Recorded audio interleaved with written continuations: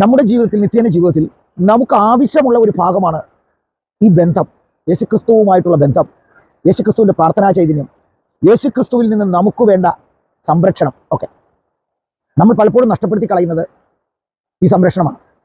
ഈ ബൈബിൾ ഭാഗം നമ്മൾ വായിക്കുമ്പോൾ, ഇത് മനസ്സിലാക്കുമ്പോൾ, ഇത് ചിന്തിക്കുമ്പോഴൊക്കെ നമ്മൾ ഇതിനകത്ത് ഉൾക്കൊള്ളേണ്ട കാര്യം, യേശുക്രിസ്തു തൻ്റെ കൂടെ നടന്നുകൊണ്ടിരുന്നതും താൻ എന്താണെന്ന് മനസ്സിലാക്കുകയും താൻ പറഞ്ഞു കൊടുത്ത വചനങ്ങൾ സ്വീകരിക്കുകയും തന്നെ ഇഷ്ടപ്പെടുന്ന പോലെ തന്നെ പിതാവിനെ ഇഷ്ടപ്പെടുകയും ഒക്കെ ചെയ്യുന്ന ശിഷ്യന്മാരെയാണ് കണ്ടെത്തിയത്.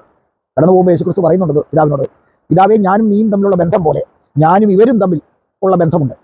അവരെന്നെ അറിയുകയും നിന്നെ അറിയുകയും ചെയ്യുന്നു. അങ്ങ് എന്നോട് പറയാൻ പറഞ്ഞ വചനങ്ങൾ അവർക്ക് ഞാൻ പറഞ്ഞു കൊടുക്കുകയും അവരത് അനുസരിക്കുകയും ചെയ്തു. ഞാനും നീയും ഒന്നായതുപോലെ അവരും ഞാനും തമ്മിൽ ഒന്നായിരിക്കണമേ. ഇങ്ങനെ ഒത്തിരി കാര്യങ്ങൾ ഇവർക്ക് വേണ്ടി യേശുക്രിസ്തു പിതാവിനോട് അപേക്ഷിക്കുന്നുണ്ട്. ഞാനിവിടുന്ന് കിടന്നു പോകുമ്പോൾ ഞാൻ ഇവരുടെ കൂടെ ഉണ്ടായിരുന്നു, ഇനി ഇവർ തനിയെയാണ്, ഇവർക്കുള്ള ശക്തി നീ കൊടുക്കണമേ. എൻ്റെ പ്രിയപ്പെട്ടവരെ, അപ്പോൾ നമ്മൾ ചിന്തിക്കേണ്ടത്, യേശുക്രിസ്തുവിൻ്റെ കൂടെ നടന്ന് ജീവിച്ച് മുന്നോട്ട് പോയ ശിഷ്യന്മാർക്ക് യേശുക്രിസ്തു ഇവിടുന്ന് കൂടെ നിന്ന് കടന്നു പോകുമ്പോൾ ഉണ്ടാകുന്ന അഭാവത്തിൽ എന്തൊക്കെ വീഴ്ചകളും കുറവുകളും ഉണ്ടാകുമെന്ന് യേശുക്രിസ്തുവിന് മുൻകൂട്ടി അറിയാവുന്നത് കൊണ്ടാണ് ഈ സംരക്ഷണത്തിൻ്റെ ശക്തി വലയം അവിടെ ഏൽപ്പിക്കുവാൻ വേണ്ടി തയ്യാറാകുന്നത്.